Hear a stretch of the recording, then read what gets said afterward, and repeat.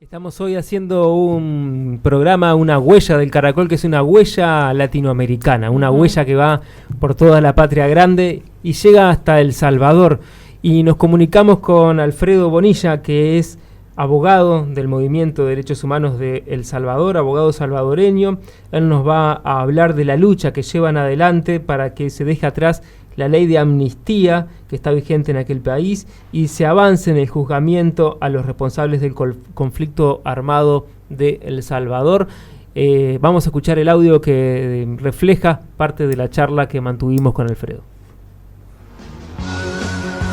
Hola, mi nombre es Alfredo Bonilla, es un gusto saludarlos. Yo soy abogado salvadoreño. Actualmente trabajo con mucho énfasis el tema de la memoria, verdad y justicia en mi país, El Salvador. Me especializo particularmente en el derecho internacional de los derechos humanos y el derecho internacional humanitario. Actualmente en mi país se discute dentro de la Asamblea Legislativa la aprobación de una ley de reconciliación nacional, una ley que regule el acceso a la justicia, verdad, la garantía de no repetición y a las reparaciones integrales a las víctimas que dejó el conflicto armado salvadoreño. Dicho conflicto armado se llevó a cabo entre el año 1980 y 1992. En este último año se firmaron los acuerdos de paz y un año después de firmados los acuerdos de paz, en 1993, la Asamblea Legislativa, 5 días posteriores a que se publicara el informe de la Comisión de la Verdad, de la Locura a la Esperanza, la Asamblea Legislativa emite una ley de amnistía general para la consolidación de la paz. Esta se trataba de una amnistía amplia y absoluta que amnistiaba cualquier tipo de crimen cometido durante el conflicto armado y estuvo vigente durante 23 años. En 2016, la Sala de lo Constitucional de la Corte Suprema de Justicia declara inconstitucional dicha ley, abriendo la puerta para que se pudiesen judicializar los casos de graves violaciones a los derechos humanos cometidos durante el conflicto armado salvadoreño. Y esencialmente en esa sentencia la Corte Suprema de Justicia en primer lugar expulsó del ordenamiento jurídico la ley de amnistía general, en segundo lugar ordenó al Estado salvadoreño la investigación de los crímenes de guerra y crímenes de lesa humanidad cometidos durante el conflicto armado salvadoreño y en tercer lugar le ordenó a la Asamblea Legislativa o Congreso de mi país a que regulara todo lo relacionado con el acceso a la justicia por parte de las víctimas de las graves violaciones a derechos humanos e infracciones al derecho internacional humanitario cometidas durante el conflicto armado interno salvadoreño. Han pasado ya 3 años desde esa sentencia de inconstitucionalidad por parte de la Sala de lo Constitucional de la Corte Suprema de Justicia de El Salvador y la Asamblea Legislativa no ha cumplido con lo mandado por la Sala de lo Constitucional, es decir, con la emisión de una ley que regule la justicia y el acceso a la justicia para las víctimas del conflicto armado. Durante su última sentencia de seguimiento al cumplimiento de la sentencia de inconstitucionalidad, la Sala estipuló un plazo que vence este 13 de noviembre para que pueda emitir la Asamblea Legislativa una ley. Y esa ley debía por lo menos cumplir con la efectiva participación de las víctimas del conflicto armado, de todas las partes involucradas. También debía cumplir con la participación de las organizaciones sociales, pero particularmente de las víctimas. Se han presentado y discutido diversos proyectos de ley durante este lapso, durante estos 3 años, desde la inconstitucionalidad de 2016 hasta la fecha, y hemos visto una evolución de proyectos de ley que ocultan o que intentan encubrir una amnistía de facto, nuevamente, es decir, retroceder más de 2 décadas de impunidad en las cuales El Salvador se sumergió debido a una ley de amnistía general.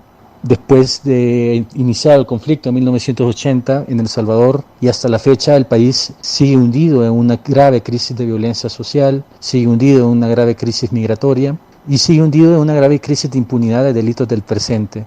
Pero esto tiene una grave relación con el pasado, una fuerte relación con el pasado, puesto que si no se hace justicia para casos de masacre de más de 1,000 personas, por ejemplo, que los hubo en el país, en El Salvador, ¿qué mensaje se envía a una sociedad, particularmente a los jóvenes, particularmente a la sociedad actual, a la generación que no vivió el conflicto armado, respecto de la justicia de un país? Y eso habla mucho de la situación actual de la violencia en mi país. Por lo tanto, es muy importante que se pueda generar una ley de justicia transicional en el país de reconciliación nacional que efectivamente genere los recursos de acceso a la justicia efectiva y real y que no sea ilusoria, y sin embargo se corre el riesgo de que esto no sea así. Los diputados y las diputadas de la Asamblea Legislativa en muchas ocasiones se han manifestado a favor de evitar condenas que impliquen el castigo de la prisión y pretenden, por el contrario, que se den medidas sustitutivas para la prisión, como por ejemplo trabajos de índole social, de naturaleza social. También se generan un montón de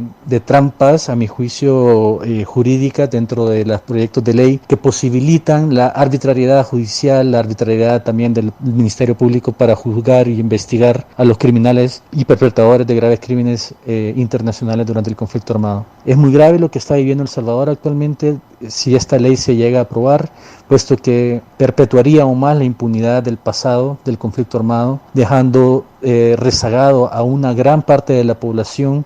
que, además de ser víctimas del conflicto armado, son personas que sufren unas grandes discriminaciones interseccionales, como por ejemplo el hecho de ser pobres, el hecho de no tener educación, el hecho de vivir en zonas rurales, el hecho de ser mujeres, el hecho de ser campesinos, etc. Con lo cual se fomenta aún más la discriminación, la no igualdad dentro del país y particularmente la impunidad.